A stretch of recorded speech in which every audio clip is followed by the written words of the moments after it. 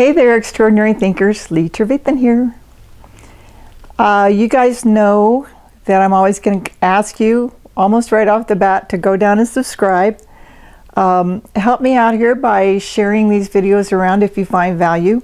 If you do find value in these videos, be sure to put down below in the comments, I was here and I found value, or something to that effect. Because that just helps me know who's, paying attention here, or who's not. Please go through and watch to the end on the videos, and leave some love when you can. So I get questions, and you guys know I address questions that I get on social media, and I've been getting this question lately about, Lee, you are considered a success coach. Well, first off, I don't consider myself a success coach. I consider myself a mindset coach. And as I get older, I'm, changing my business. I'm trying to set it up to turn it over to someone else and really make some big changes. I did try retirement a couple of times and it didn't take, so I'm hoping next time it actually takes. But when people ask me, questions about success, and they say things like, hey, you're a success coach, can you tell me why I don't feel successful, and yet I've accomplished a lot of things, but I just don't feel successful.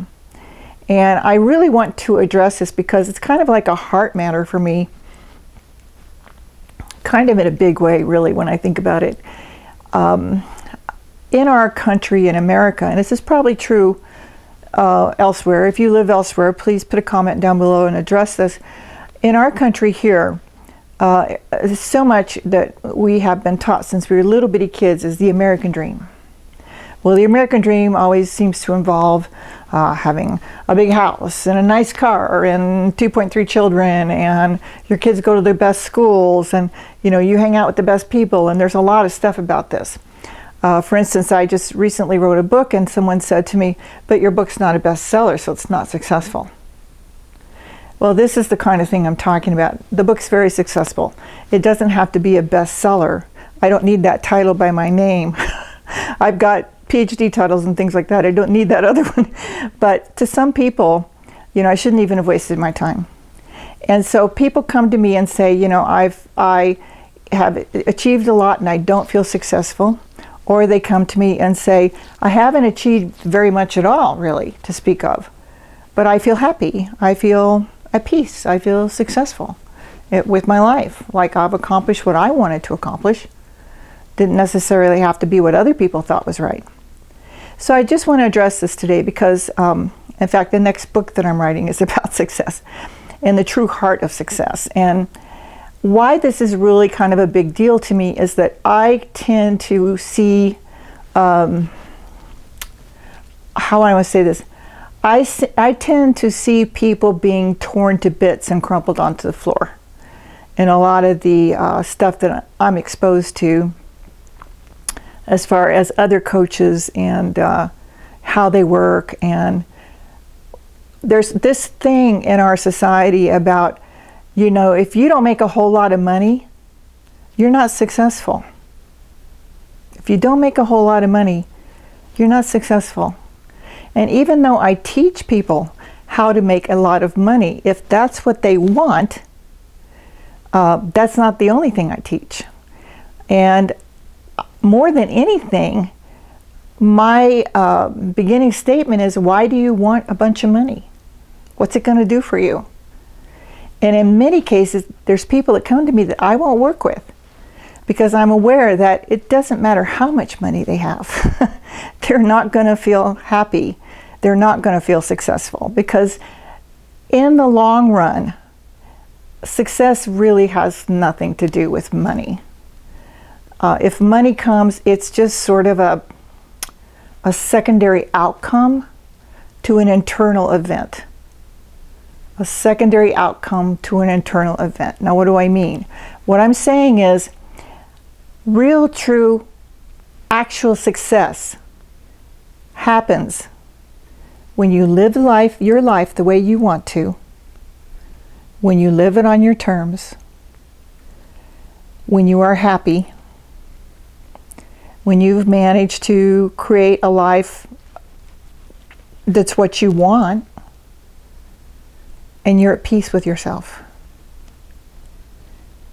You're healthy, and even if you're not healthy, you can figure out a way to be happy. And some of you may have noticed on my channel here I have the happiness series, and if you haven't watched any of that, that's probably something to take a look at for you, because we get bombarded every day in our society with all of these messages about success has to do with money. Success has to do with living in the big house and driving the nice car and, you know, all those things. And that's just an event. It doesn't really indicate success. I've worked with a lot of quote-unquote successful people who are very unhappy. I've worked with some successful actors who are multi-millionaires who are pretty happy people all the time because the money just doesn't matter to them at all. So it just kind of flows in. So if we are going to talk about success in relationship to extraordinary thinking, which is what this channel is about, extraordinary thinking, we also have to talk about the energy of success. So if the energy of success for you is, I've got to have a bunch of money, I've got to have the big house, I've got to have the super nice car, or 20 of them, or the diamond rings and all this stuff, quote-unquote trappings of success, interesting term, isn't it? Then what you're really setting up for yourself is kind of a plan that is already in peril. Just the way you're thinking about it is creating stress on your body. It's lowering your vibration. And the reality is you can't talk about extraordinary thinking without talking about vibration and energy, because they're all intermingled. So I guess what I want to say to people who are sending me notes and leaving comments in my social media and things like that, saying, you know, during this time of COVID, I don't feel successful. I can't go out, I can't do things, I lost my job, I lost my business, you know, whatever. What I want to say about that is you are already a pretty big success. And why I'm saying that is you beat out 250,000 other sperm, at least 250,000 other sperm just to get here. That's a pretty big deal. And you're a gift, whether you're a gift to the world or a gift to yourself or both, you're a gift. And there's no getting around that. You can pretend that you're not, but it's not going to change anything. And you are extraordinary.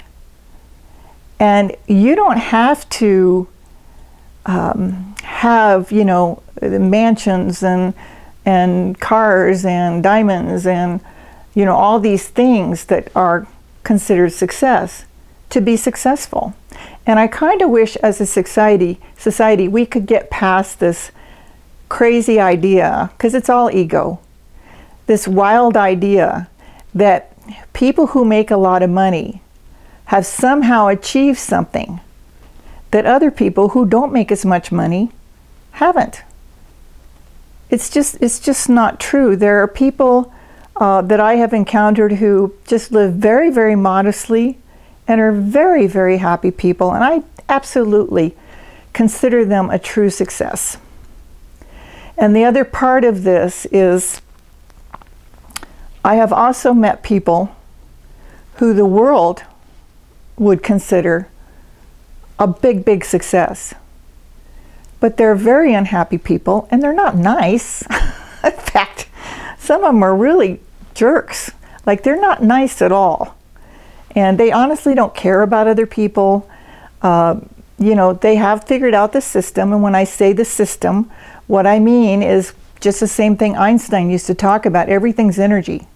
If you can figure out how to manipulate the energy in a positive or negative way, you can have anything you want in a positive or negative way. You just have to match the energy of whatever it is that you want. So it's very interesting to me that I'm now having people coming to me saying, you know, I'm feeling depressed right now because during COVID I'm not able to build my business, and, because they're not interested in online stuff. They had, brick and mortar type businesses. I can't build my business. I've lost my lease. This and this and this. So does that mean I'm, no longer success? There's a person here in town who contacted me the other day, had a thriving business, and he went to go to work and the doors were locked. And contacted me and said, what do I do now? Well, first, renegotiate your lease if you can. That's the first thing. But, in his mind, if the business failed, he was no longer a success.